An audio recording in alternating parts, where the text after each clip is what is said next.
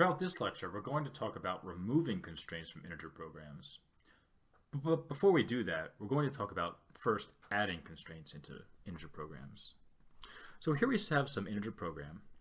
We have some x's that are going to be inside of a polytope. And x's are going to be defined on some lattice points. We've pictured this down here. The points inside of x are all these black points that we've drawn. Now we're going to consider adding a single additional constraint. In this case, our constraint is going to be that ax is less than or equal to b. And we've drawn this constraint. In this case, adding this constraint is quite bad. Our initial formulation, this polyhedron P, is an ideal formulation for our region X, the region of our integer program. That is, P is ideal. By adding in this new constraint, we've broken this ideal setting. So adding this constraint is in some sense very bad. We're going to continue working on this idea, but instead going in reverse. Instead of adding constraints, we're going to remove bad constraints. Removing constraints is a really simple process. What we do is we take an integer program, over here, let's say, defined by some set of constraints. We take a few of these constraints and we cross them out. By crossing them out or getting rid of them, we define our new polytope, or polyhedron P. And let's label our original polyhedron P in fuchsia. By getting rid of constraints, it's relatively easy to see that this is a relaxation. It's a relaxation because we've expanded the feasible region. By getting rid of constraints, we've expanded our feasible region. And because this is a relaxation, this provides an upper bound, or a dual bound, on our original integer programming solution, z star. We can think about this in a more geometric way. So here, in our graph, we have all of our points in x. And we can draw some of our linear constraints. And let's suppose our linear constraints define some polyhedron. In this case, our polyhedron is first going to be the pink one. And our pink one is going to have a few more constraints than our green polyhedron.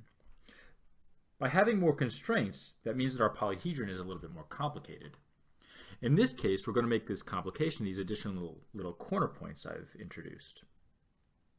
By removing constraints, and specifically by removing these two constraints, we can say that we've added in these two corner regions.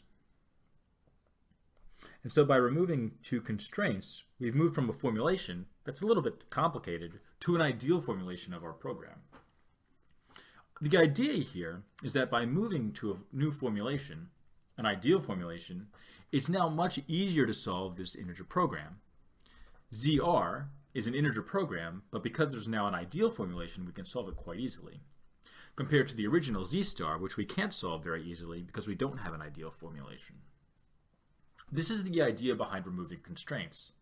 Sometimes constraints can make our problem more complicated, and by removing them, we can solve a new problem much more efficiently and provide an upper bound on our original solution. Because removing constraints is so simple, I'm not going to go through many examples. But we can identify at least some cases where removing a constraint is going to be useful for us. We can talk about, say, the multidimensional knapsack problem. In the multidimensional knapsack problem, we have our objective function, which is going to try to maximize the amount of value inside of our knapsack. But now, instead of having one capacity constraint, we'll have multiple. In this case, we have two capacity constraints. Say the sum of the sizes of the items that we're carrying has to be less than or equal to C1, and the sum of the weights that we have in our knapsack has to be less than or equal to C2. This problem is rather difficult to solve. But if we remove a constraint, let's say we strike out one of these constraints, we end up generating a new problem, a knapsack problem. We know how to solve a knapsack problem, or we'll understand how to solve a knapsack problem, and it's relatively straightforward.